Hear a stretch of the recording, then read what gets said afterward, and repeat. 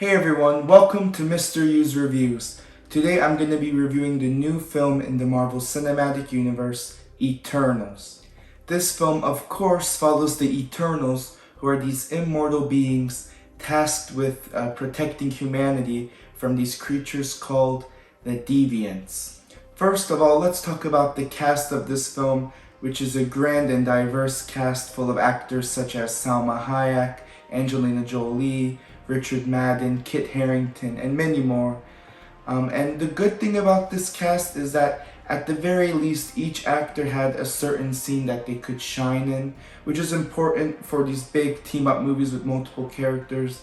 Because if you give each character or each actor a scene to kind of really show themselves in, at the very least, it's a little bit of character development. It's not sufficient character development, that's for sure, but it's at least something for the audience to grasp onto.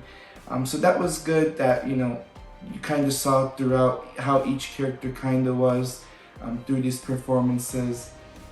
I think the two standouts were Gemma Chan as Cersei and Kumail Nanjiani as Kingo. They really stood out in their roles throughout the film. Whenever they were on screen, and they played them quite well. But if I'm being honest, there were also certain scenes where actors would either come off as bland in their line delivery, or they would kind of over-deliver their lines, add a little too much in their line delivery, kind of overacting. So in that sense, it was kind of jarring at times, but overall, the acting was consistent throughout. Now, the strongest part of this film is by far Chloe Zhao's directing and the way she implements these beautiful visuals into this film. It feels different from other MCU films in that, it feels more kind of grounded, more natural.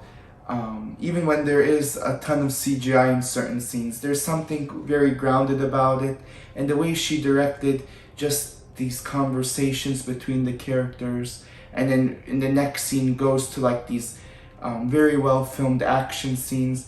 It was really nice to see in a Marvel film, and I thought it was by far the strongest part here.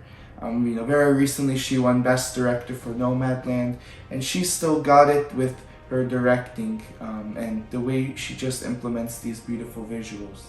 Now let's talk about the screenplay and story of this film, because I feel like this aspect is what brings down the film. When it had so much going for it with its acting and directing especially. Just with this screenplay, there were weird story choices, weird ways that things were presented in my opinion.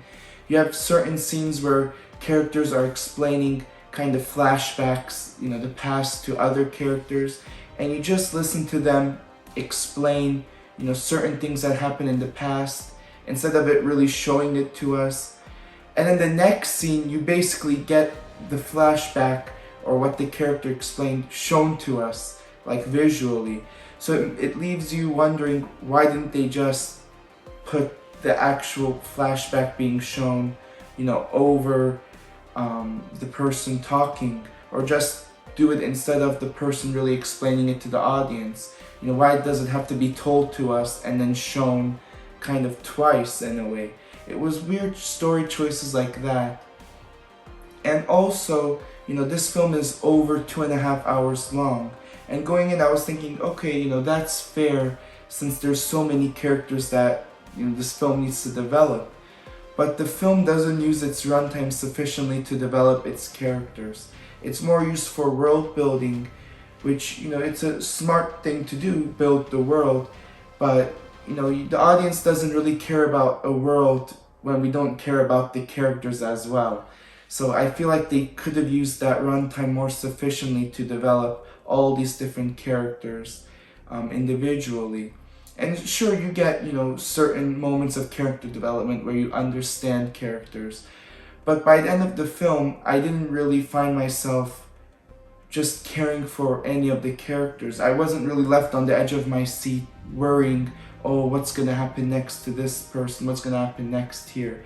It just left me kind of feeling indifferent about all these new characters were being introduced.